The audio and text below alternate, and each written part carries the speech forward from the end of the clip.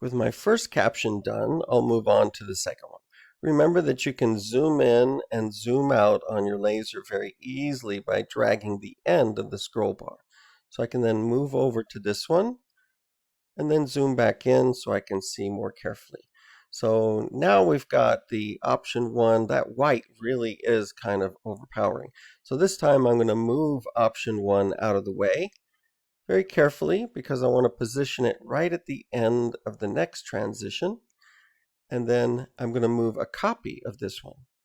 So I'm going to hold down Alt and move option 2 over so it's ready to look at on the next picture, and I can edit this one. Now my caption is about my son being born there, and including the word Guam because it's not obvious from the image.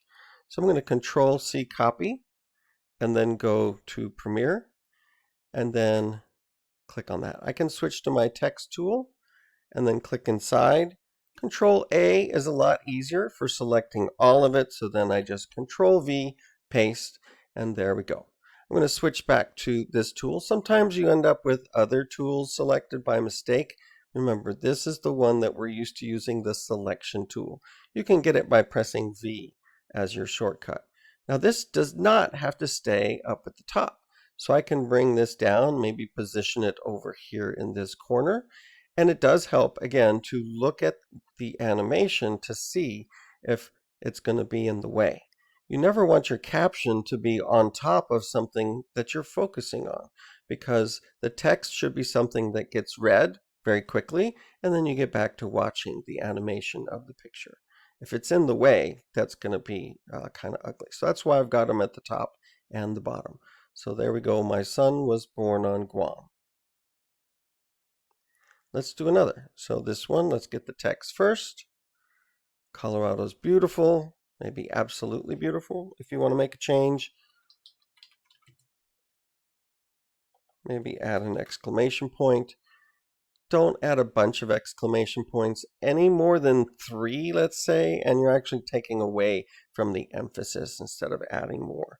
Control C, copy, returning to Premiere, and then deciding which one. So I've got this sunrise up at the top, so I'm definitely going to be at the bottom, but what is better for me here? Do I like the white with black or the black? Probably that darker outline is going to work for me. So I'm going to keep this one and move this one out of the way.